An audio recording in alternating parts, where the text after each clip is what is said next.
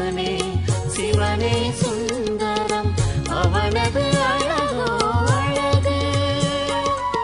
சத்யம் சிவனே சிவனே சுந்தரம் அவனது அழகோ அழகு. சிவனது ஞானம் புரிந்து கொண்டவரிடம் மாயை தோற்றே போகும். சத்யம் சிவம் சுந்தரம். 4/1/2025 காலை முரளி பாப் தாதா மதுபன். இனிமையான குழந்தைகளே, நீங்கள் அஷரீரியாகி தந்தையை நினைவு செய்யும் பொழுது உங்களை பொறுத்தவரை இந்த உலகமே முடிந்து போய்விடுகின்றது. தேகம் மற்றும் உலகம் மறக்கப்பட்டு இருக்கும். கேள்வி: தந்தை மூலமாக அனைத்து குழந்தைகளுக்கும் ஞானத்தின் 3வது கண் ஏன் கிடைத்துள்ளது? பதில்: தன்னை ஆத்மா என்று உணர்ந்து தந்தை யாராக இருக்கின்றார், எப்படி இருக்கின்றார் என்று புரிந்து அதே ரூபத்தில் நினைவு செய்வதற்காக 3வது கண் கிடைத்துள்ளது. ஆனால் முழுமையாக யோகத்தின் கூடிய நிலையில் இருக்கும் பொழுது, அதாவது ஒரு தந்தையிடம் உண்மையான அன்பு இருக்கும் பொழுது இந்த 3வது கண் வேலை செய்யும். யாருடைய பெயர் ரூபத்தில் சிக்காமல் இருக்க வேண்டும். மாயை பாபாவிடம் அன்பு செலுத்துவதில்தான் தடையை ஏற்படுத்துகின்றது. இதில்தான் குழந்தைகள் ஏமாந்து போகின்றார்கள். பாடல்: இறந்தாலும் உன் வாசலில், வாழ்ந்தாலும் உன் வாசலில். ஓம் சாந்தி. பிராமண குழந்தைகளாகிய உங்களை தவிர இந்த பாடலின் பொருளை யாரும் புரிந்து கொள்ள முடியாத வேத சாஸ்திரங்கள் முதலியவைகளை உருவாக்கி இருக்கின்றார்கள். ஆனால் என்னவெல்லாம் படிக்கின்றார்களோ அதனுடைய பொருளை புரிந்து கொள்ள முடியாமல் இருக்கின்றார்கள். எனவே நான் பிரம்மாவின் வாய் மூலமாக அனைத்து வேதம் சாஸ்திரங்களின் சாரங்களை புரிய வைக்கின்றேன் என்று சிவ தந்தை கூறுகின்றார். அதேபோல இந்த பாடல்களின் பொருள் கூட யாராலும் புரிந்து கொள்ள முடிவது இல்லை. தந்தைதான் இவற்றின் பொருளை கூறுகின்றார். ஆத்மா எப்பொழுது சரீரத்திலிருந்து விலகியதாக ஆகிவிடுகின்றதோ அப்பொழுது உலகத்திலிருந்து அனைத்து சம்பந்தங்களும் அறுபட்டு விடுகின்றன. தன்னை ஆத்மா என்று உணர்ந்து அஷரீரி ஆகி தந்தையை நினைவு செய்தீர்கள் என்றால் இந்த உலகமே முடிந்து போய்விடுகின்றது என்று இந்த பாடலும் கூறுகின்றது. இந்த சரீரம் இந்த பூமியில் உள்ளது. ஆத்மா இதிலிருந்து வெளியேறிவிட்டால் பின் அந்த சரீரத்தில் அந்த சமயத்தில் ஆத்மாவை பொறுத்தவரை இந்த சிருஷ்டியே இல்லை. ஒரு வேஷம் கலைச்சி இன்னொரு வேஷம் போடும். இந்த உடம்புலேருந்து ஆத்மா பிரிஞ்சதுக்கப்புறம் வேற ஒரு உடல் எடுக்கும் இல்லையா, அது இடைப்பட்ட காலத்தில் ஒரு சரீரத்திலிருந்து விடுபட்டு இன்னொரு சரீரம் எடுக்கிற வரைக்கும் போன சரீரத்துக்கும் அதனுடைய சம்பந்தங்களுக்கும் எந்த கனெக்ஷனும் இல்லாமல் போயிடும். அப்புறமா தான் அடுத்த சரீரம் போய் எடுக்குது. அந்த சமயத்தில் இந்த சிருஷ்டி இருந்தாலும் இல்லாத நிலைதான். ஆத்மா சரீரம் என்ற ஆடை அற்றதாக ஆகிவிடுகின்றது. பிறகு சரீரத்தில் வரும்பொழுது நடிப்பு ஆரம்பமாகின்றது. பிறகு ஒரு சரீரத்தை விட்டுவிட்டு மற்றொரு சரீரத்தில் பிரவேசம் ஆகின்றது. மீண்டும் மகா தத்துவத்தில், அதாவது ஆத்ம உலகத்தில் செல்ல வேண்டிய அவசியமில்லை. அதாவது நம்ம வந்த நாள்லேருந்து ஒவ்வொரு முறையும் பரந்தாமத்துக்கு போயிட்டு வரமாட்டோம். இது ஒரு வேஷம் மாற்றிட்டு இன்னொரு வேஷம் எடுக்கிறதுக்கு முன்னாடி பரந்தாமத்துக்கெலாம் போக மாட்டோம். இங்கேயே தான் இந்த வேஷம் முடித்து அடுத்த வேஷம் இதே பூலோகத்தில் தான் எடுப்போம். இந்த 5000 இயர்ஸ் முடித்ததுக்கு அப்புறம் தான் பரந்தாமம் போவோம். அது வரைக்கும் பூலோகத்தில் தான் இருப்போம். பறந்து மற்றொரு உடலுக்குள் செல்கின்றது. இங்கு இந்த ஆகாய தத்துவத்தில்தான் ஆத்மா பாகத்தை ஏற்று நடிக்க வேண்டியதாக இருக்கின்றது. பர்த் ரீபர்த் எல்லாமே இந்த பூலோகத்தில் தான், ஆகாய தத்துவத்தில் தான் இருக்கு. மூலவதனத்தில் ஒவ்வொரு பர்த்துக்கும் மூலவதனம் பரந்தாமத்துக்கு போகாது ஆத்மா. லாஸ்ட் ஃபைனலாக தான் ஆத்மா வீட்டுக்கு போகுமே தவிர ஒரு சரீரம் முடித்து இன்னொரு வேஷம் எடுக்குதில்ல. நடுவில் பரந்தாமத்துக்கு போகாது. சரீரத்தை விடும் பொழுது இந்த கர்ம பந்தனமும் இருப்பது இல்லை. அந்த கர்ம பந்தனமும் இருப்பது இல்லை. இந்த சரீரத்தோட கர்ம பந்தனமும் இருக்காது. அடுத்து என்ன எடுக்க போகிறோமோ அதுவும் அப்போதைக்கு இருக்காது, டெம்பரரியாக. சரீரத்திலிருந்தே தனியாக ஆத்மா ஆகிவிடுகின்றது. ஸ்தூலமான உடலை விட்டுருது. அடுத்த வேஷம் எடுக்கிறதுக்கு முன்னாடி நடுவில் ஒரு கேப்பு.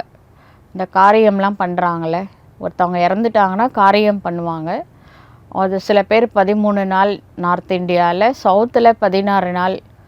இப்போல்லாம் எவ்வளோ சீக்கிரமாக பண்ணுற முடியுமோ அது எவ்வளோ சீக்கிரம் பண்ணுறாங்க. ஆனாலும் அந்த காரியம் முடிக்கிற வரைக்கும் அந்த சோல் சூக்ஷ்ம சரீரத்தில் இருக்கும். அதுக்கப்புறம் இன்னொரு வேஷம் எடுக்கும்.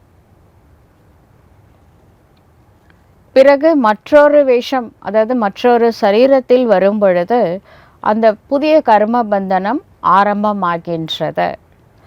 இந்த விஷயங்கள்லாம் பெரிய சீக்ரெட் தானே இது உங்களை தவிர வேறு எந்த மனிதர்களும் அறியாமல் இருக்கின்றார்கள். அனைவரும் முற்றிலுமே அறிவற்றவர்களாக இருக்கின்றார்கள் என்று சிவ தந்தை புரிய வைக்கின்றார். ஆனால் அவ்வாறு இருக்கிறோம் என்று யாராவது புரிந்திருக்கின்றார்களா என்ன? தங்களை எவ்வளவு அறிவாளி என்று நினைத்து கொள்கின்றார்கள். அமைதி பரிசு அளித்து கொண்டே இருக்கின்றார்கள். இந்த நோபல் பிரைஸ் அதெல்லாம் கொடுக்குறாங்கள. ஆனால் இன்னும் உலகத்தில் அமைதி வரலை. ஆனால் அமைதியின் பரிசை அளிக்கின்றார்கள். இதுவும் பிராமண குல பூஷணர்களாகிய நீங்கள் நல்ல முறையில் இந்த விஷயத்தை புரிய வைக்க முடியும். உலகம் ஒரு காலத்தில் அமைதியான உலகமாக இருந்தது. அந்த உலகத்தை மீண்டும் இறைவனை ஸ்தாபனை செய்து கொண்டே இருக்கின்றார் அப்படின்ற விஷயத்தை உங்களால் மட்டும்தான் புரிய வைக்க முடியும். அவர்களோ அமைதி என்றால் என்ன என்பதே அறியாமல் இருக்கின்றார்கள். ஒரு சிலரோ மன அமைதி எப்படி கிடைக்கும் என்று மகாத்மாக்களிடம் செல்கின்றார்கள். மன அமைதி அடைவதற்காக உலகத்தில் எப்படி அமைதி கிடைக்கும் என்று கூறுகின்றார்கள். நிராகாரமான உலகத்தில் அமைதி எப்படி நிலவும் என்று கூறுவதே இல்லை. அது இருப்பதே சாந்தி தாம். பரந்தாமத்தில் ஆத்மா சாந்தமாக இருக்கும். எந்த விதமான தாட்டு இருக்காத நிர்சங்கல்ப சமாதி நிலையில் ஆத்மா பரந்தாமத்தில் இருக்கும். அது ஏக்தம் சைலன்ஸில் இருக்கும். ஏன்னா அந்த இடமே ஒரு அமைதியான இடம். அதுக்கு தான் சாந்தி தாம் அப்படின்னு பேர். ஆத்மாக்களாகிய நாம் சாந்தி தாமத்தில் இருக்கின்றோம். நம்ம வீடு அதுதான். ஆனால் இதுவோ மனதின் அமைதி என்று கூறுகின்றார்கள். அமைதி எப்படி கிடைக்கும் என்று அவர்கள் அறியாமல் உள்ளார்கள். சாந்தி தாமமோ நமது வீடு ஆகும். அங்கு எப்படி அமைதி கிடைக்க முடியும்? ஏற்கனவே அது அமைதியாக தான் இருக்குது. சத்தியுகத்தில் சுகம், சாந்தி, செல்வம் எல்லாமே இருக்கும். அமைதியும் இருக்கும், சந்தோஷமும் இருக்கும், செல்வ செழிப்பும் இருக்கும். ஆனால் ஆத்மா உடம்புல இருக்கும், எல்லாமே இருக்கும்.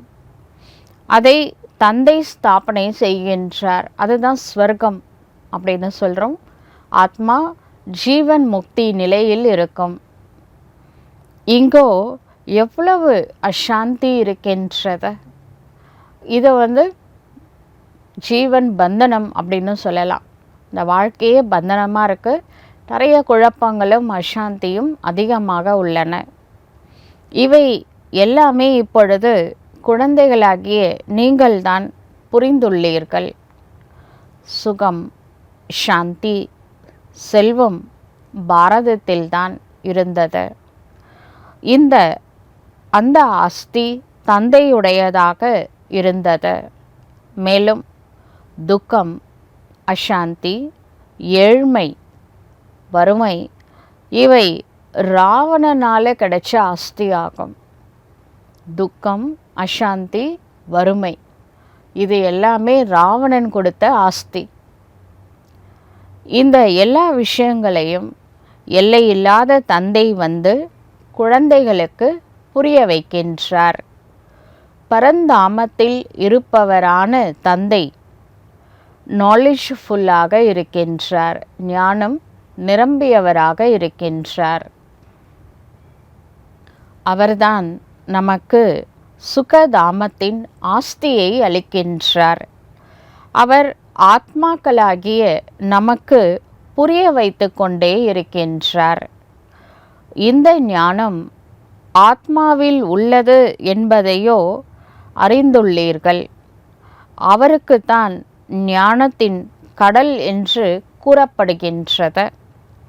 அந்த ஞான கடல் இந்த ஷரீரத்தின் மூலமாக உலக சரித்திரம் மற்றும் பூகோளம் பற்றி புரிய வைக்கின்றார். நாம் படிக்கிறது துவாபர யுகத்திலிருந்து என்ன நடந்தது, சேரன், சோழன், பாண்டியன், அதுக்கப்புறம் பல்லவர்களுடைய ராஜ்யம், அது மாதிரி நார்த்தில் குப்தர்கள், கனிஷ்கர் அவங்களுடைய ராஜ்யம்லாம் நடந்தது. அதை பற்றி தான் ஹிஸ்ட்ரி இருக்குது. ஆனால் இது எல்லாமே துவாபர யுகத்திலேருந்து நடந்த விஷயங்கள் தான். சத்தியுகம், திரேதாயுகத்தில் என்ன நடந்தது அப்படின்ற ஹிஸ்ட்ரி, ஜாகிரஃபி புக்கில் கிடையாது. பாதி ஹிஸ்ட்ரி தான் நம்ம படிக்கிறோம்.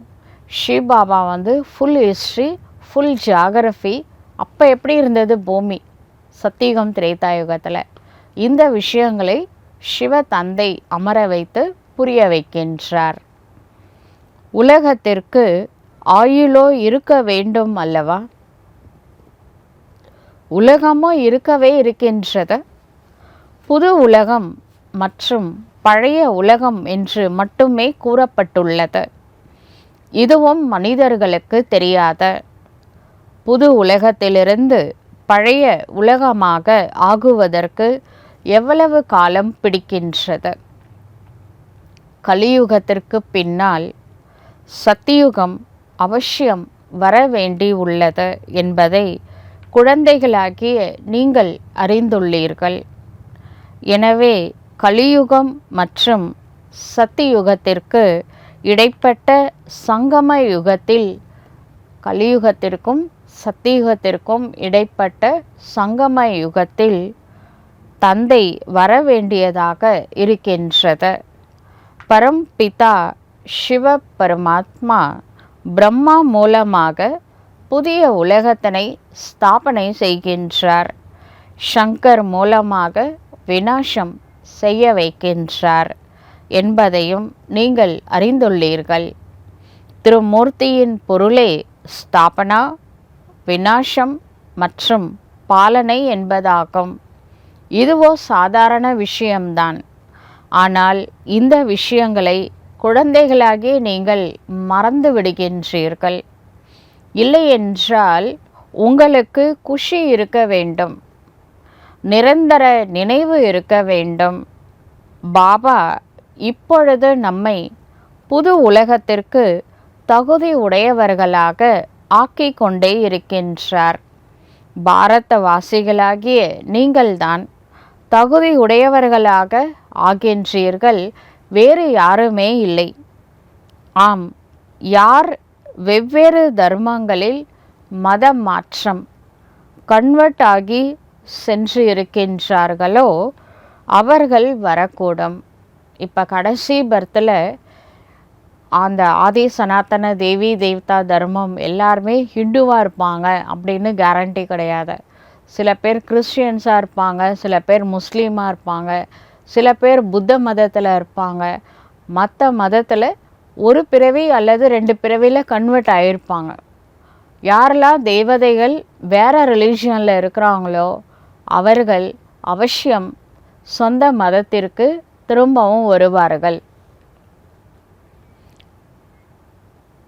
பிறகு எப்படி அதில் மாற்றம் ஆகி இருந்தார்களோ அதே போல் இப்போ தேவதா தர்மத்திற்கு கன்வெர்ட் ஆகிடுவாங்க. இந்த முழு ஞானம் நாலேஜ் உங்களது புத்தியில் இருக்கின்றது. இந்த பழைய உலகம் இப்பொழுது மாறுகின்றது என்பதை மனிதர்களுக்கு புரிய வைக்க வேண்டும். மகாபாரத போர் கூட அவசியம் மூலப்போகின்றது. மீண்டும் மகாபாரத போர் ஒரு கல்பத்தில் ஒரு முறை வரப்போகுது. இந்த சமயத்தில் இந்த மகாபாரத போர் நடக்கக்கூடிய கிளைமேக்ஸ் அந்த மாதிரி சமயத்தில் தான் சிவபாபா அந்த போருக்கு முன்பாக, போர் ஆரம்பிக்கிறதுக்கு முன்னாடி தான் பக்தியில் கூட சொல்லியிருக்காங்க, மகாபாரத போருக்கு முன்னாடி தான் கீதா உபதேசம் போர்க்களத்தில் நடந்தது அப்படி காமிச்சிருக்காங்க. இப்போ வாழ்க்கையே ஒரு போராட்டமாக இருக்குது. இந்த போர்க்களத்தில் சிவ தந்தை நமக்கு ராஜயோகம் மற்றும் உண்மையான கீதை உபதேசம் செய்து கொண்டே இருக்கின்றார். சிவ தந்தை ராஜயோகத்தை போர் ஸ்டார்ட் பண்ணுறதுக்கு முன்னாடி, மகா விநாசத்திற்கு முன்பாக ராஜயோகத்தை கற்பிக்கின்றார். யார் ராஜயோகம் கற்கின்றார்களோ அவர்கள் புது உலகத்திற்கு சென்று விடுவார்கள். உயர்ந்ததிலும் உயர்ந்தவர் சிவ தந்தை ஆவார். பிறகு பிரம்மா, விஷ்ணு மற்றும் சங்கரன் ஆவார்கள். பிறகு இங்கு வந்தீர்கள் என்றால் முக்கியமானவர்கள் ஜெகதம்பா, ஜெகத் பிதா பூலோகத்தில். நீங்கள் அனைவருக்கும் இதை பற்றி புரிய வைக்கலாம். தந்தை வருவது கூட இங்கே பிரம்மாவின் உடலில்தான். பிரஜாபிதா பிரம்மாவோ இங்கு இருக்கின்றார் அல்லவா?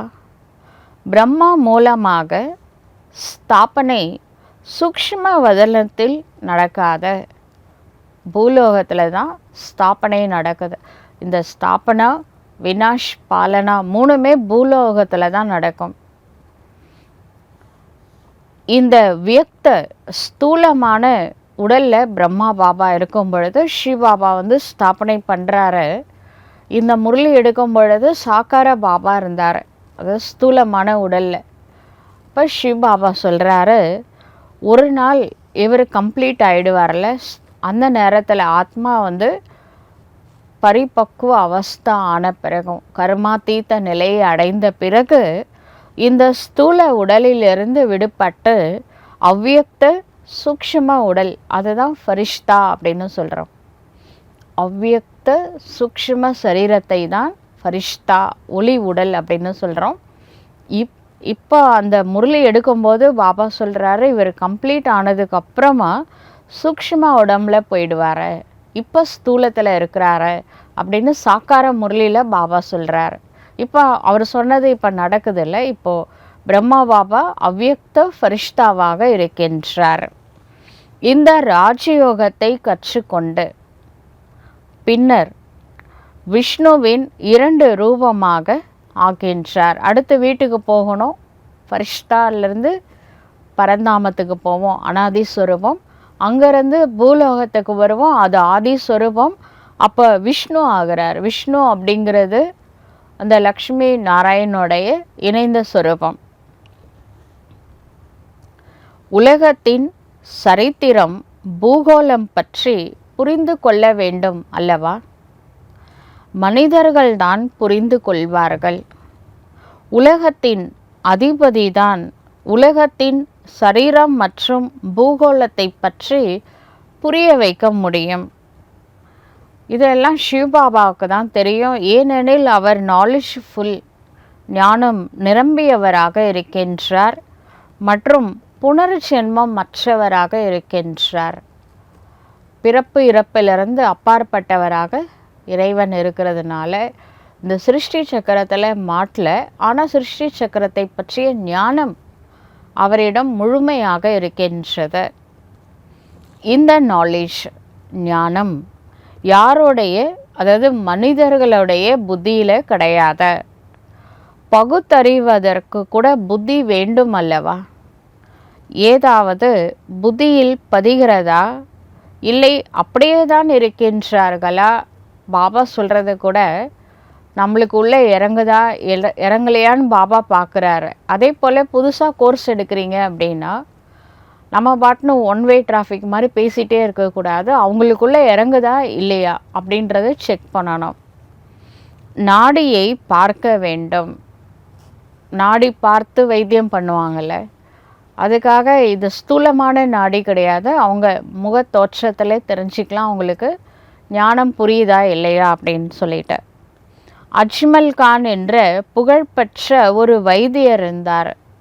அவருக்கு நோயாளியே பார்த்த உடனே ஃபேஸை பார்த்தே அவருக்கு என்ன நோயின்னு சொல்லிடுவாராம். நாடி கூட பார்க்க மாட்டார். அப்படி ஒருத்தர் சிந்து மாகாணத்தில் இருந்திருக்கிறாரு. அவர் பேர் அஜ்மல் கான். இப்பொழுது குழந்தைகளாகிய நீங்கள் கூட இவர் தகுதி உடையவரா இல்லையா என்று புரிந்து கொள்ள வேண்டும். தந்தை குழந்தைகளுக்கு ஞானத்தின் 3வது கண்ணை கொடுத்துள்ளார். இதன் மூலமாக நீங்கள் தன்னை ஆத்மா என்று உணர்ந்து தந்தை யாராக இருக்கின்றார், எப்படிப்பட்டவராக இருக்கின்றார் என்று அவரை அதே ரூபத்தில் நினைவு செய்ய வேண்டும். ஆனால் யார் முழுமையாக யோகத்துடன் கூடிய நிலையில் இருப்பார்களோ, யாருக்கு தந்தையிடம் அன்பான புத்தி இருக்குமோ அவர்களுக்குத்தான் இப்படிப்பட்ட புத்தி இருக்கும். எல்லாருமே அவ்வாறு இல்லை அல்லவா? ஒருவர் மற்றவருடைய, சில பேர், எல்லாரும் அப்படி இல்லை, ஒரு சிலர் மற்றவங்களுடைய பெயர் உருவத்தில் சிக்கி விடுகின்றார்கள். அன்பை இறைவனிடம் செலுத்துங்கள் என்று சிவ தந்தை கூறுகின்றார். மாயை எப்பேற்பட்டது என்றால் அன்பு செலுத்த விடுவது இல்லை. எனது வாடிக்கையாளர்கள் போகிறார்கள் என்பதை மாயையும் பார்க்கின்றது. பின் ஒரேடியாக மூக்கை காதை பிடித்து விடுகின்றது. பிறகு ஏமாந்து விடும் பொழுது மாயையிடம் ஏமாந்து விட்டோம் என்று உணர்கின்றார்கள். மாயா ஜீத் ஜெகத் ஜீத் ஆக முடியாமல் உள்ளோம் என்று அவங்களே ஃபீல் பண்ணுறாங்க. மாயாவை வெற்றி அடைந்தவர்கள்தான் உலகத்தை வெல்ல முடியும். இதில் தான் உழைப்பு தேவைப்படுகின்றது. என் ஒருவனை, அதாவது இறைவனை நினைவு செய்தீர்கள் என்றால் உங்களுடைய பதீதமான புத்தியானது, தூய்மையற்ற புத்தியானது பாவனமாக தூய்மையானதாக ஆகிவிடும் என்று ஸ்ரீமத் கூறுகின்றது. ஆனால் அநேகருக்கு மிகவும் கடினமாக படுகின்றது. இதை நாலேஜ் ஃபாலோ பண்ணுறது, பாபாவை நினைவு செய்கிறது எல்லாமே கஷ்டப்படுறாங்க சில பேர். இதில் ஒரு பாடம்தான் உள்ளது, அலஃப் மற்றும் பே, தந்தை மற்றும் ராஜ்யம். அவ்வளவே. 2 வார்த்தைகள் கூட நினைவு செய்ய முடியாதா என்ன? அப்பா மற்றும் ஆஸ்தி, அதை நினைக்க முடியாதா? தந்தையை நினைவு செய்யுங்கள் என்று பாபா கூறுகின்றார். பின் தனது தேகத்தையும் மற்றவர்களுடைய தேகத்தையும் சிலர் நினைவு செய்து கொண்டே இருக்கின்றார்கள். தேகத்தை பார்க்கையிலும் நீங்கள் சிவ தந்தையை நினைவு செய்யுங்கள் என்று சிவபாபா கூறுகின்றார். ஆத்மாவிற்கு இப்பொழுது என்னை பார்ப்பதற்கும் புரிந்து கொள்வதற்கும் மூன்றாவது கண் கிடைத்திருக்கின்றது. அதை பயன்படுத்துங்கள். குழந்தைகளாகிய நீங்கள் இப்பொழுது திரிநேத்ரி திரிகாலதரிசி ஆகின்றீர்கள். முக்காலம் உணர்ந்தவர்களாக ஆகின்றீர்கள். மூன்றாவது கண் உடையவர்களாகவும் ஆகின்றீர்கள். ஞான கண் கிடைச்சதுனால மூன்றாவது கண் கிடைத்திருக்கின்றது. ஆனால் திரிகாலதரிசி கூட வரிசை கிரமமாக உள்ளார்கள். நாலேஜ் ஞானம் தாரணை செய்வது ஒன்றும் கடினமானது அல்ல. மிகவுமே நன்றாக புரிந்து கொள்கின்றார்கள். ஆனால் யோக பலம் குறைவாக உள்ளது. தேஹி அபிமானி, அதாவது ஆத்ம உணர்வு மிகவும் குறைவாக உள்ளது. சிறிய விஷயங்களில் கோபம் வந்துவிடுகின்றது. யாராவது ஒன்று சொன்னால் உடனே கோபம் வருது. விழுந்து கொண்டே இருக்கின்றார்கள். எழுந்திருக்கின்றார்கள், பிறகு விழுந்து விடுகின்றார்கள். இன்று எழுந்தார்கள், ஆத்ம உணர்வில் இருந்தால் எழுந்துட்டாங்கன்னு அர்த்தம். தேக அபிமானம் வரும்பொழுது விழுந்து விடுகின்றார்கள். இன்று எழுகின்றார்கள், நாளை பிறகு விழுந்து விடுகின்றார்கள். தேக அபிமானம் முக்கியமானது ஆகும். பிறகு மற்ற விகாரங்கள், பேராசை, மோகம் ஆகியவற்றில் மாட்டிக்கொள்கின்றார்கள். தேகத்தில் கூட மோகம் இருக்கின்றது அல்லவா? தாய்மார்களிடம் அதிகமாக மோகம் இருக்கின்றது.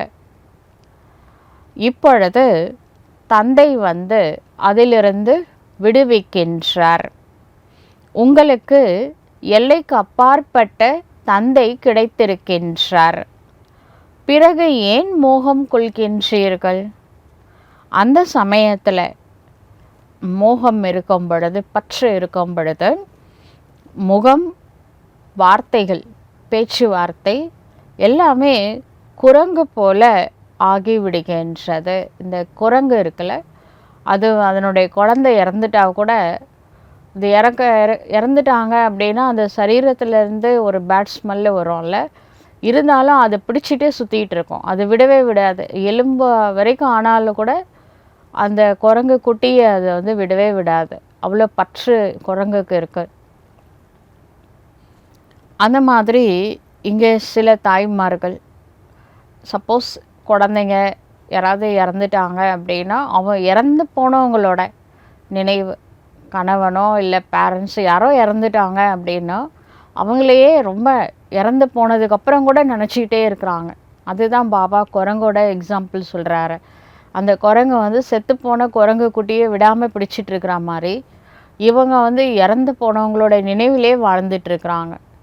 இதனுடைய இன்னொரு பரிணாமம் என்னன்னா, அவங்க வந்து எங்கேயோ ஒரு இடத்துல பிறப்பாங்கல்ல, பிறந்தா கூட அவங்களால அங்கே சந்தோஷமாக இருக்க முடியாது. அந்த குழந்தை சின்ன குழந்தையாக இருக்கும்போது அழுதுகிட்டே இருக்கும். ஏன்னா இவங்க நினச்சி அழுதுட்டுருக்குறாங்கல்ல. அப்போ அந்த குழந்தை அங்கே நிம்மதியாக இருக்க முடியாது.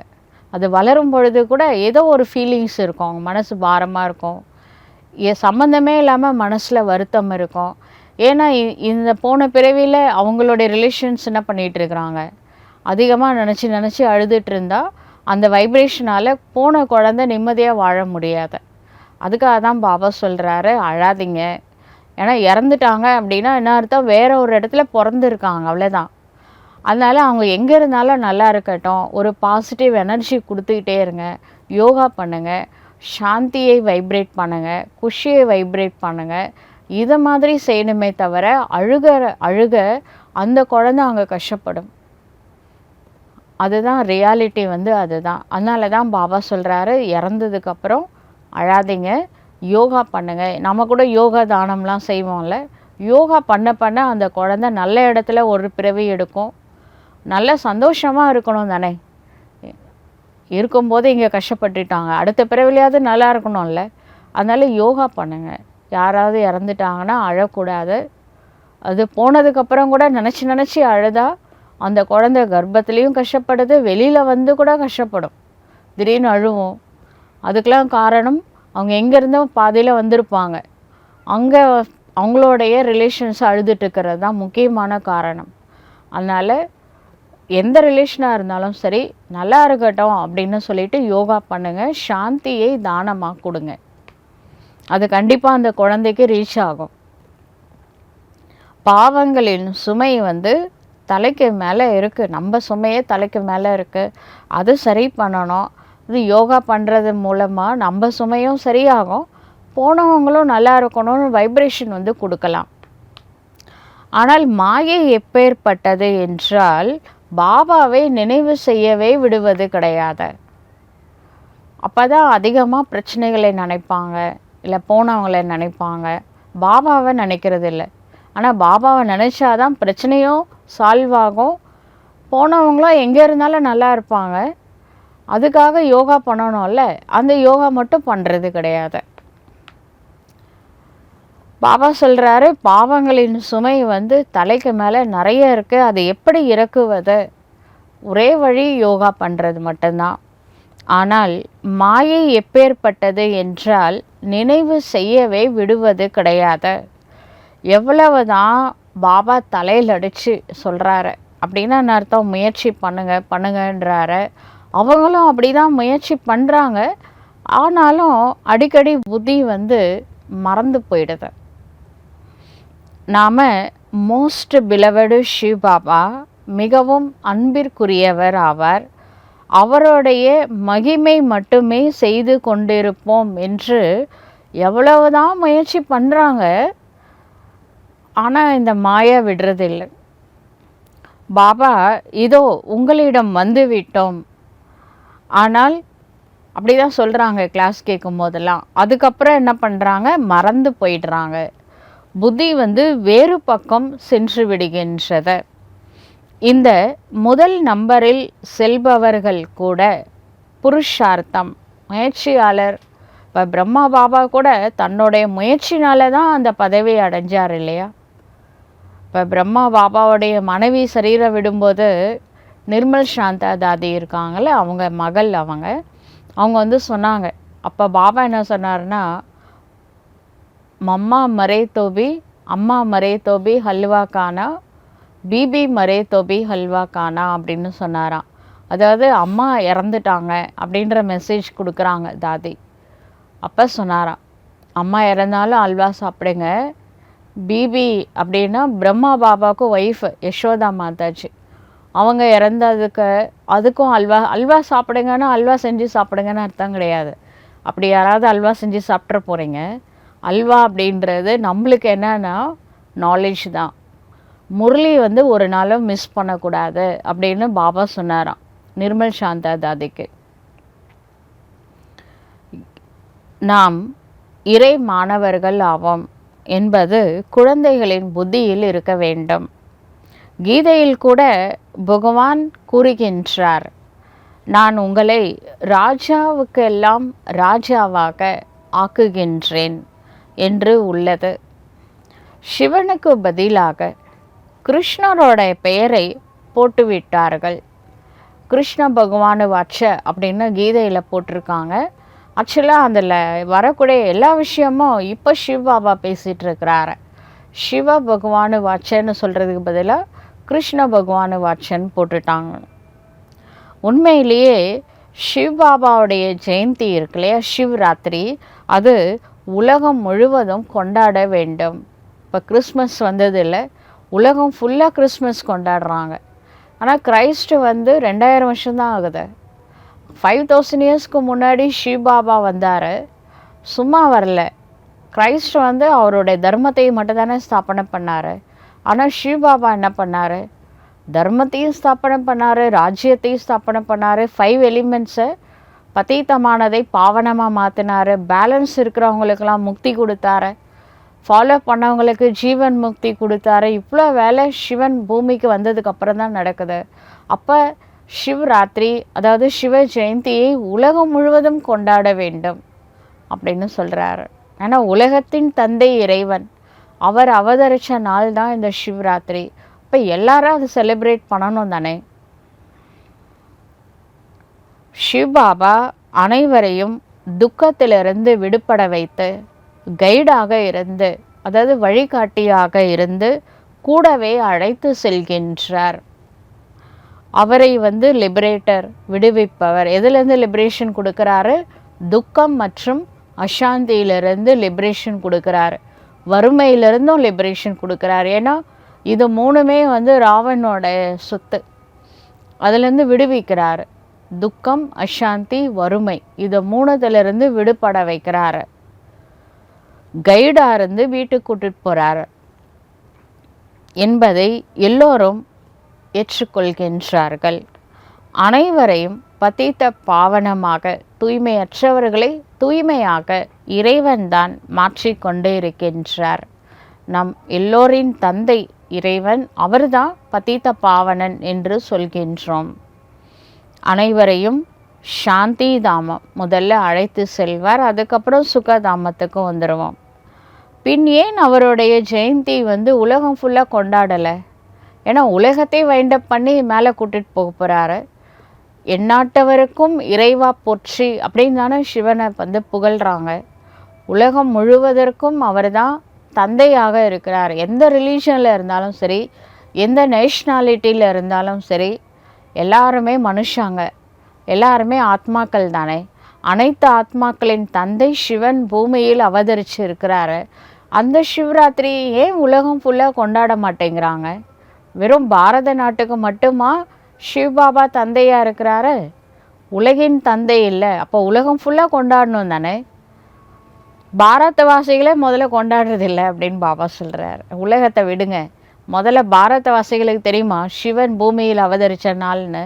இவங்களே கொண்டாட மாட்டேங்கிறாங்க. அன்றைக்கி லீவு கூட கிடையாது நிறைய இடத்துல. சிவராத்திரின்னு சொல்லிட்டாங்களே, அதனால் லீவு இல்லை. பாரத நாட்டே இப்படி இருக்குது நிலமை, எப்படி உலகம் ஃபுல்லாக கொண்டாடுவாங்க? எனவே தான் இந்த பாரத நாட்டுக்கு துர்கதி இருக்குது. சிவனோட பர்த்டே கூட கொண்டாட தெரியல. மற்ற ரிலீஜனோட ஹெட்டை அந்த ரிலீஜன்காரங்க மறக்கிறதே இல்லைல்ல. எவ்வளோ தூம்தாமாக கொண்டாடுறாங்க. நம்ம சிவராத்திரி உலகம் ஃபுல்லாக அப்படி கொண்டாடணும் தானே. மரணம் கூட கொடிய முறையில் இருக்குது. அவர்களோ எப்படிப்பட்ட குண்டுகளையெல்லாம் தயார் பண்ணி வச்சுருக்காங்க, நியூக்ளியர் பாம்ஸ்லாம். அதிலிருந்து சில பேர் விஷ வாயு வர மாதிரி, பாய்சன் வர மாதிரி குண்டுலாம் ரெடி பண்ணி வச்சுருக்காங்க. இந்த விஷ வாயு வெளிப்பட்ட உடனே எல்லாமே முடிந்து போய்விடும். குளோரோஃபார்ம் போட்டது போல். இப்போ நாம் கூட அந்த கொரோனாவில் அனுபவம் இருக்குல்ல. கொரோனா எங்கேருந்தோ அந்த வைரஸ் பரவ ஆரம்பிச்சதில்ல, உலகம் ஃபுல்லாக பரவிடுச்சு. அப்போ எவ்வளோ பிரச்சனைகள் ஏற்பட்டுச்சு. இதுவும் அவங்க யாரோ தயாரித்து பரப்பி விடுறாங்க. அது உலக மக்கள் அதனால் பாதிப்பு ஏற்படுது. இதை நிறுத்துவது என்பது இயலாத காரியமாகும். முந்தைய கல்பத்தில், போன கல்பத்தில் என்ன நடந்ததோ அதுதான் இப்பொழுது மீண்டும் நடக்கும். இந்த ஆயுதங்கள், அணு ஆயுதம் மற்றும் இயற்கை சீற்றங்கள், இதனால தான் பழைய உலகத்தினுடைய விநாசம் நடக்கும். ஆக அது இப்பொழுதும் நடக்கும். போன கல்பத்தில் நடந்த விநாசம் இந்த கல்பத்திலும் நடக்கும். விநாசத்தின் நேரம் வரும்பொழுது இந்த நாடகத்தின் திட்டப்படி செயலிலே வந்து விடுவார்கள். ட்ராமா அவசியம் விநாசம் செய்ய வைக்கும், நடந்தே தீரும், அதை மாற்ற முடியாதது. இரத்த ஆறுகள், பாரத நாட்டில் இரத்த ஆறு பாயும். உள்நாட்டு கலகம், சிவில் வார, இந்த ஜாதி மத இன மொழி பிரச்சனைலாம் பாரத நாட்டில் அதிகமாகும். அந்த அருவாளோட தூக்கிட்டு வெட்டுவாங்க, அதெல்லாம் கேள்விப்பட்டிருப்போம்ல. அதெல்லாம் அதிகமாக நடக்கும். பாடி கான்ஷியஸில் இருக்கிற வரைக்கும் இதெல்லாம் நடக்கும். ஒருவரை ஒருவர் கொன்று விடுவார்கள். அப்படியே ரத்தம் ஓடும். எந்த நாட்டில் ரத்த ஆறு ஓடிச்சோ அந்த நாட்டில் பாலாறு ஓட போகுது. ஆனால் ஃபாரின் கண்ட்ரீஸில் இந்த மாதிரி பிரச்சனைகள்லாம் இருக்காது.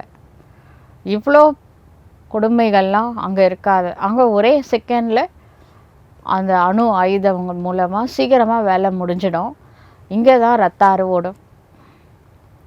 உங்களிலும் கூட இந்த உலகம் மாறிக்கொண்டிருக்கின்றது என்பதை குறைவானோர் தான் அறிந்துள்ளார்கள். பிகேஸ்லேயே இந்த உலகம் இன்னும் ரொம்ப வருஷம் இருக்குன்னு நினச்சிட்டு இருக்கிற பிகேஸும் இருக்கிறாங்க. இப்பொழுது தான் நாம் சுகதாமம் செல்கின்றோம். எனவே எப்பொழுதும் ஞானத்தின் அத்தீந்திரிய சுகத்தில் இருக்க வேண்டும். இருக்கிற கொஞ்ச நாள் சந்தோஷமாக இருங்க அப்படின்னு பாபா சொல்கிறாரு. எப்படி இருந்தாலும் உலக விநாசம் ஆக போகுது. அதனால் ப்ரெசண்ட்டில் அத்தீந்திரிய சுகத்தில் இருங்க. எந்த அளவு பாபாவுடைய நினைவில் இருப்பீர்களோ அந்த அளவு இந்த அத்தீந்திரிய சுகம் அதிகரித்து கொண்டே செல்லும். சீச்சி தேகத்திலிருந்து நஷ்டம் மோகத்தை நீக்கியவர்களாக ஆகிக் கொண்டே செல்வீர்கள். அலஃப் தந்தையை நினைவு செய்தீர்கள் என்றால் பே அப்படின்னா ராஜ்யம் உங்களுடையது என்று மட்டுமே தந்தை கூறுகின்றார். ஒரு நொடியில் அரசாட்சி, ராஜ்ய பாக்கியம். சக்கரவர்த்திக்கு ஒரு குழந்தை பிறக்குது அப்படின்னா, ஒரு பெரிய நாட்டு ராஜாவுக்கு ஒரு குழந்தை பிறக்குது அப்படின்னா அடுத்த ராஜா அந்த குழந்தை தான். குழந்தை சக்கரவர்த்தி ஆகிறாங்க தானே. அது மாதிரி இப்போ நான் பாபாவுடைய குழந்தை ஆயிட்டேன் அப்படின்னா அப்போ எவ்வளோ நஷா இருக்கணும். அந்த குழந்தைக்கு இருக்கல நஷா, நான் வருங்கால ராஜா அப்படின்ற நஷா இருக்கல. இப்போ நான் சிவ் பாபாவுடைய குழந்தை ஆகிறேன்னா வருங்கால தேவதை, அந்த நஷா குஷி இருந்து கொண்டே இருக்க வேண்டும்.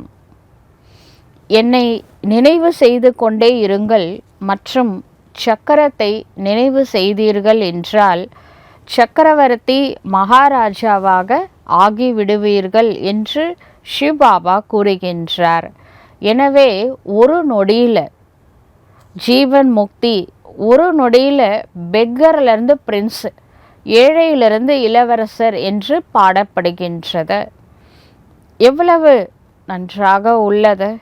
எனவே ஸ்ரீமத் படி நல்ல முறையில் நடக்க வேண்டும். ஒவ்வொரு அடியிலும் ஆலோசனை பெற வேண்டியதாக இருக்கின்றது. பாபாகிட்ட ஒரு வார்த்தை கேட்டுட்டு செய்யுங்க அப்படின்னு பாபா சொல்கிறார். ஸ்ரீமத் வாங்கிட்டு செய்யுங்க. இனிமையான குழந்தைகளை ட்ரஸ்டி ஆகி இருங்கள், அப்பொழுது பற்று நீங்கிவிடும் என்று சிவ தந்தை புரிய வைக்கின்றார். ஆனால் ட்ரஸ்டி ஆகிறது அப்படின்னா சித்தி வீட்டுக்கு போகிற மாதிரி எளிதான விஷயம் கிடையாது. அவர் சுயம் ட்ரஸ்டியாக இருக்கின்றார். பிரம்மா பாபா குழந்தைகளையும் ட்ரஸ்டியாக ஆக்குகின்றார். இவர் ஏதாவது பெற்றுக்கொள்கின்றாரா என்ன? நீங்கள் ட்ரஸ்டியாக இருந்து பராமரியுங்கள். அதாவது இந்த உடல், மனம், பொருள், உங்கள் குழந்தைங்க, வீடு, வாசல் எல்லாமே பாபாவுடையது, என்னுடையது எல்லாமே உன்னுடையது அப்படின்னு சொல்லிட்டு பாபாவுக்கு எழுதி கொடுத்துட போகிறீங்களா? உடலை பீஸ் பீஸாக கட்டி கொடுக்க போகிறீங்களா? இல்லை வீட்டை எழுதி கொடுக்க போகிறீங்களா? வேணாம், நீங்களே வச்சுக்கோங்க. மனசால் நினைங்க, இது சிவ் பாபாவுக்கு நான் சமர்ப்பணம் பண்ணிட்டேன். என்னுடைய ஃபேமிலி, என்னோட குழந்தைங்க, என்னுடைய வீடு, என்னுடைய உடம்பு, என்னுடைய மனசு, இது எல்லாம் இனி சிவ் பாபாவுடையது அப்படின்னு நினச்சிக்கிட்டு அதை யூஸ் பண்ணுங்கள். ஆனால் அதனால் நற்காரியங்கள் மட்டுமே நடக்கணும். அந்த மனசில் நல்ல எண்ணங்கள் இருக்கணும், வார்த்தைகள் நல்லதாக இருக்கணும், உடலை நற்செயலுக்கு யூஸ் பண்ணணும், பொருளையும் நற்செயல்களுக்காக யூஸ் பண்ணணும். எல்லாத்தையும் நல்லதுக்கு மட்டும் யூஸ் பண்ணுங்கள். அதுக்கு பேர் தான் ட்ரஸ்டி. பாபாவுடையது நினச்சிக்கிட்டு நல்ல காரியங்களுக்கு யூஸ் பண்ணணும். குழந்தைகளையும் ட்ரஸ்டியாக ஆக்குகின்றார். நீங்கள் ட்ரஸ்டியாக இருந்து பராமரியுங்கள் என்று சிவபாபா சொல்கிறார். ட்ரஸ்டி ஆகிவிட்டீர்கள் என்றால் பற்று நீங்கிவிடும். அதுக்காக தான் சொல்கிறார், என்னுடைய உடம்பு அப்படின்னு நினைக்கும் பொழுது வர பற்றும், நான் இந்த உடல் சிவபாபாவுக்கு அர்ப்பணம் பண்ணிட்டேன், இது சிவபாபாவுடையது அப்படின்னும்போது கொஞ்சம் பற்றிலேருந்து விடுபட முடியும். அதுக்காக தான் ட்ரஸ்டி ஆகுங்க அப்படின்னு பாபா சொல்கிறார். பிறகு பற்று நீங்கி விடுகின்றது. எல்லாமே இறைவனால் கொடுக்கப்பட்டது என்றும் கூறுகின்றார்கள். பிறகு ஏதாவது நஷ்டம் வந்துவிட்டால் அல்லது யாராவது இறந்து விட்டால் நோய் வந்து விடுகின்றது, கிடைக்கின்றது என்பது என்ன பண்ணுறாங்க, அந்த நேரத்தில் ரொம்ப ஃபீலிங்ஸில் வந்துடுறாங்க. எல்லாமே சிவபாபாவுடையது அப்படின்னா கொடுத்தவர் திருப்பி எடுத்துக்கிட்டாருன்னு வச்சுக்கோங்க. அப்போ இவ்வளோ ஃபீலிங்ஸ் ஏன் வருது? குஷியோடு தானே இருக்கணும். இறைவனால் கொடுக்கப்பட்டது என்று கூறுகின்றார்கள். பின் இறந்து விடும் பொழுது இறைவன் கொடுத்தாரு அப்படின்னா அவர் எடுத்துக்கிட்டாரு, கொடுத்தவரை எடுத்துக்கிட்டாரு, அப்புறம் எதுக்கு இவ்வளோ அழுகை? இப்போ நாம் புதுசாக ஒரு ஆத்மாவை கிரியேட் பண்ணி உருவாக்கலை, இறைவனால் கொடுக்கப்பட்டதுன்னு சொல்கிறோம். அதை திருப்பி இறைவன் எடுத்துக்கிட்டாருன்னா அழக்கூடாது. ஆனால் மாயை சாதாரண விஷயம் அல்ல. அந்த பற்று இருக்கிறதுனால தான் அழுகை வருது. இதை நான் பிகே அழுதா கூட பரவாயில்ல, ஆனால் பிகேஸ் அழுகும் பொழுது தான் இவ்வளோ நாலேஜ் கொடுத்ததுக்கப்புறம் அழுகிறாங்கல்ல. அதனால் பாபா சொல்கிறாரு, நல்லா தெரியுது ஆத்மா வேற உடல் வேற. அந்த டைம் வரும் பொழுது, அந்த வேஷம் கலைக்கும் பொழுது அவங்க இன்னொரு பர்த் எடுக்க போகிறாங்க, எல்லாம் தெரிஞ்சே அழுதா எப்படி? இந்த அர்ஜுனனோட பையன் அபிமன்யு மகாபாரதத்தில் சொல்கிறாங்க, அபிமன்யு இறந்துடுறான்ல, அந்த சக்கர வியூகத்தில் போய் மாட்டிக்கிறான், வெளியில் வர முடியல, அவனை கொன்னுடுறாங்க. அப்போ இந்த அர்ஜுனன் பயங்கரமாக கதறி கதறி அழுகிறான் அபிமன்யு இறந்ததுக்கப்புறம். அப்போ கிருஷ்ணரும் சேர்ந்து ஓன்னு அழுகுறாரு. அப்போ தர்மர் இருக்கார்ல, யுதிஷ்டர், அவர் கேட்குறாரு, அபிமன்யு இறந்துட்டான் அப்படின்னு சொல்லிட்டு அர்ஜுனன் அழுகிறான். அது நேச்சுரல், அப்படி தானே உலகத்தில் இருப்பாங்க, புத்திர சோகம், அதனால் அர்ஜுனன் அழுகிறான்.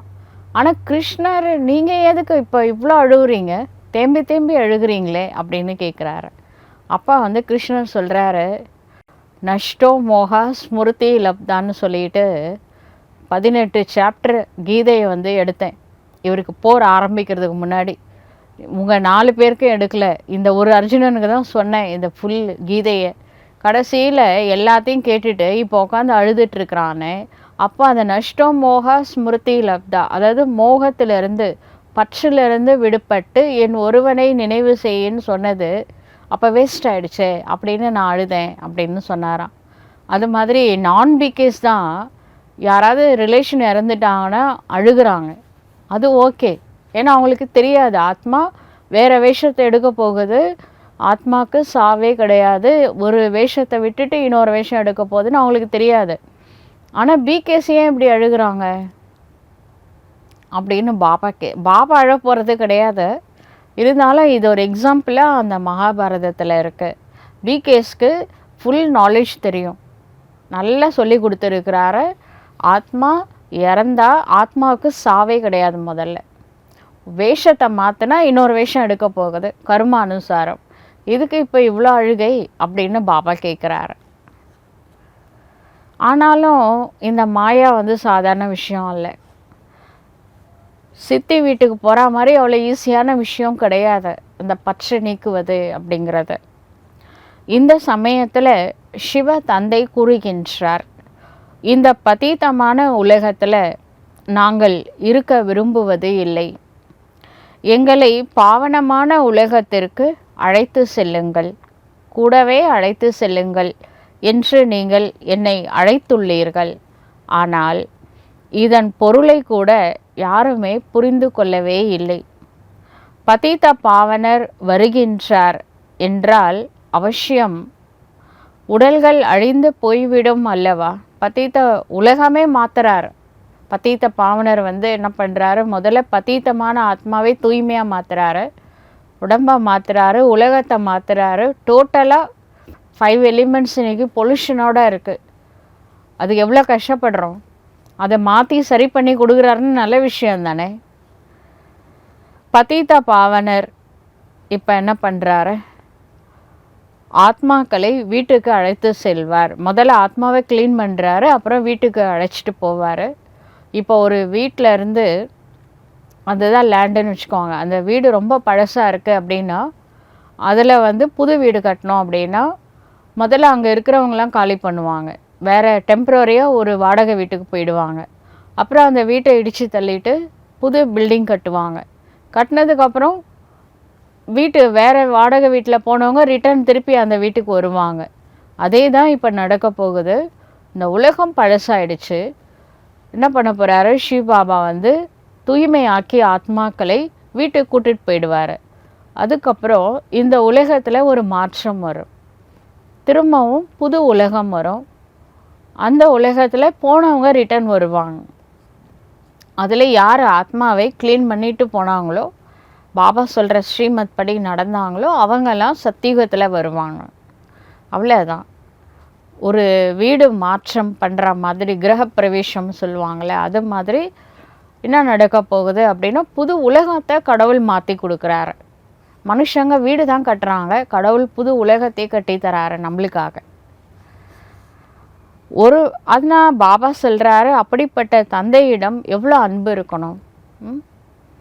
ஒருவரிடம் தான் அன்பு கொள்ள வேண்டும், அவரைத்தான் நினைவு செய்ய வேண்டும். மாயையின் புயல்கள் வரதான் செய்யும். கர்ம இந்திரியங்களால் எந்த ஒரு விகர்மமும் செய்யக்கூடாது, அது முறையற்றதாக ஆகிவிடுகின்றது. நான் வந்து இந்த சரீரத்தை, பிரம்மா பாபாவுடைய சரீரத்தை ஆதாரமாக எடுக்கின்றேன் என்று சிவ தந்தை கூறுகின்றார். இது இவருடைய சரீரம் அல்லவா, பிரம்மா பாபாவுடைய சரீரம். நீங்கள் நினைவு சிவ தந்தையைத்தான் செய்ய வேண்டும். பிரம்மாவும் தந்தை ஆவார், சிவனும் தந்தை ஆவார் என்பதை நீங்கள் அறிந்துள்ளீர்கள். விஷ்ணு மற்றும் சங்கரரை பாபா என்று கூற மாட்டார்கள். சிவன் நிராகாரமான தந்தை ஆவார். பிரஜாபிதா பிரம்மா சாக்கார தந்தை ஆவார். இப்பொழுது நீங்கள் சாக்காரமானவர்கள். நிராகார தந்தையிடமிருந்து ஆஸ்தியை பெற்றுக்கொண்டே இருக்கின்றீர்கள். தாதா இவருக்குள் பிரவேசம் செய்கின்றார். அதாவது தாதாவோட சரீரத்தில் சிவபாபா பிரவேசம், பரகாய பிரவேசம் செய்கின்றார். அப்பொழுதுதான் இப்போ நாம் வந்து பிரம்மா உடல் மூலமாக சிவபாபா நம்மளுக்கு வந்து ஆஸ்தி கொடுக்குறாரு. பிரம்மாவுக்கு அப்பா வந்து சிவன் அப்படின்னா நம்மளுக்கு சிவபாபா தாத்தா ஆயிடுறாரு. தாத்தாவுடைய சொத்து பேரனுக்கு சொந்தமாயிடுறது. அதனால் கிராண்ட் ஃபாதராக சிவபாபா ஆகிறாரு.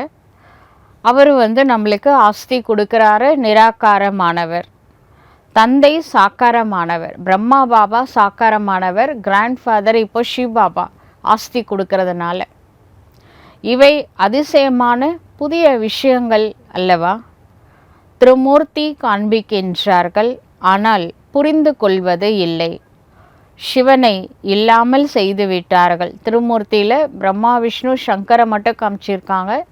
ஆனால் அந்த 3 பேரையுமே படைச்சது யார்? திரியம்பகேஸ்வரர். பிரம்மா விஷ்ணு சங்கருக்கு தந்தை சிவன் அப்படின்றது சிவனை மட்டும் காமிக்கல, 3 பேரை காமிச்சிருக்காங்க.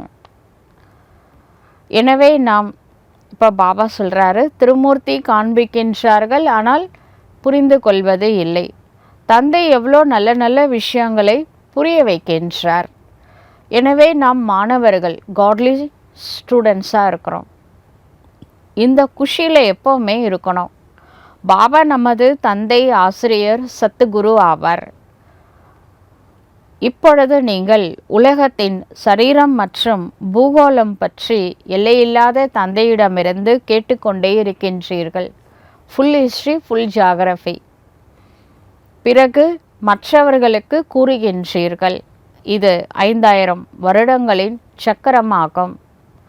கல்லூரியில் குழந்தைகளுக்கு உலக சரித்திரம் மற்றும் பூகோளம் பற்றி புரிய வைக்க வேண்டும். ஃபுல் ஹிஸ்ட்ரி புரிய வைக்கணும் அப்படின்றார். 84 பிறவிகளின் ஏணிப்படி என்பது என்ன? பாரதத்திற்கு ஏறும் கலை மற்றும் இறங்கும் கலை எப்படி ஆகின்றது என்பதை பற்றியும் புரிய வைக்க வேண்டும். ஒரு நொடியில பாரதம் ஸ்வர்க்கமாக ஆகிவிடுகின்றது. பின்னர் 84 பிறவிகளில் பாரதம் நரகமாகின்றது. இதுவோ மிகவும் சுலபமாக புரிந்து கொள்ளக்கூடிய விஷயமாகும். பாரதம் தங்க யுகம் கோல்டன் ஏஜிலிருந்து இரும்பு யுகம் கலியுகம் அயன் ஏஜுக்கு எப்படி வந்தது என்பதை பாரதவாசிகளுக்கு முதலில் புரிய வைக்க வேண்டும். அதுக்கப்புறம் ஸ்கூலில் காலேஜ்லலாம் புரிய வைங்க. டீச்சர்ஸ்லாம் இருப்பாங்களே, ப்ரொஃபஸர்ஸ் லெக்சரர்ஸ்லாம் இருப்பாங்க. ஆசிரியர்களுக்கும் இந்த ஞானத்தை புரிய வைக்க வேண்டும். அது உலகியல் ஞானமாகும். இது ஆன்மீக ஞானமாகும். அதை மனிதர்கள் அளிக்கின்றார்கள். இதை பரமாத்மா அளிக்கின்றார். அவர் மனித சிருஷ்டியின் விதை ரூபம் ஆவார். எனவே அவரிடம் மனித சிருஷ்டியின் ஞானம்தான் இருக்கும். நல்லது. இனிமேலும் இனிமையான காணாமல் போய் வெகு காலம் கழித்து கண்டு எடுக்கப்பட்ட குழந்தைகளுக்கு தாய் தந்தை பாப் தாதாவின் அன்பு நினைவுகள் மற்றும் காலை வணக்கம். ஆன்மீக குழந்தைகளுக்கு ஆன்மீக தந்தையின் நமஸ்காரம். ஆன்மீக தந்தைக்கு ஆன்மீக குழந்தைகளின் நமஸ்காரம். தாரணைக்கான முக்கிய சாரம். முதல் பாயிண்ட், இந்த சீச்சி உடலிலிருந்து முழுமையாக நஷ்டோ மோகா ஆகி ஞானத்தின் அத்தீந்திரிய சுகத்தில் இருக்க வேண்டும். இப்பொழுது இந்த உலகம் மாறிக்கொண்டு இருக்கின்றது. நாம் நமது சுகதாமம் செல்கின்றோம் என்பது புத்தியில் இருக்க வேண்டும். இரண்டாவது பாயிண்ட், ட்ரஸ்டி ஆகி அனைத்தையும் பராமரித்தபடியே தங்களது பற்றை நீக்கிவிட வேண்டும். ஒரு தந்தையிடம் உண்மையான அன்பு கொள்ள வேண்டும். கர்ம இந்திரியங்களால் ஒரு பொழுதும் எந்த ஒரு விகர்மமும் பாவ செயலும் செய்யக்கூடாது. வரதானம். பிரம்மா பாபாவிற்கு சமமாக சிரேஷ்டத்திலும் சிரேஷ்டமான சித்திரத்தை உருவாக்கக்கூடிய பரோபகாரி ஆகுக. சிரேஷ்ட நினைவு மற்றும் சிரேஷ்ட கர்மத்தின் மூலம் அதிர்ஷ்டத்தின் சித்திரத்தையோ குழந்தைகள் அனைவரும் உருவாக்கி இருக்கின்றீர்கள். இப்பொழுது சம்பூர்ண தன்மை மற்றும் பிரம்மா பாபாவிற்கு சமமாக சிரேஷ்டத்திலும் சிரேஷ்டமாக ஆகுவது என்ற இறுதி டச்சிங் மட்டும்தான் இருக்கின்றது. இதற்காக பரோபகாரி ஆகுங்கள். அதாவது சுயநல உணர்விலிருந்து சதா விடுபட்டு இருங்கள். ஒவ்வொரு சூழ்நிலையிலும் ஒவ்வொரு காரியத்திலும் ஒவ்வொரு சகயோகி குழுவில் எவ்வளவு சுயநலமற்ற தன்மை இருக்குமோ அந்த அளவிற்கு தான் பரோபகாரியாக இருக்க முடியும். பரோபகாரி அப்படின்னா தீமை செய்கிறவங்களுக்கு கூட நல்லது செய்கிறது. அப்போ நம்ம மனசில் சுயநலம் இருக்கக்கூடாது. அப்போ தான் பரோபகாரியாக இருக்க முடியும். சதா தன்னை நிறைந்திருப்பதற்காக அனுபவம் செய்வீர்கள். சதா பிராப்தி ஸ்வரூப ஸ்திதியில் நிலைத்திருப்பீர்கள். தனக்காக எதையும் ஸ்வீகாரம் செய்ய மாட்டீர்கள். சுயநலம் இல்லைன்னா எனக்காக இது வேணும், அந்த செல்ஃபிஷ் மோட்டிவ் இருக்காது. எல்லாமே மற்றவங்களுக்காக தான் வாழ்க்கையை வாழ்வீங்க. ஸ்லோகன் சொல்கிறாரு. சர்வம்ச தியாகி ஆகுவதன் மூலமே சரளத்தன்மை மற்றும் சகிப்புத்தன்மை என்ற குணம் வரும். சர்வம்ச தியாகி, அனைத்தையும் தியாகம் செய்வதன் மூலமாக, தியாகம் செஞ்சதை கூட தியாகம் செய்யணும், அதன் மூலமாக சரளத்தன்மை மற்றும் சகிப்புத்தன்மை என்ற குணம் வரும். நல்லது. ஓம் சாந்தி.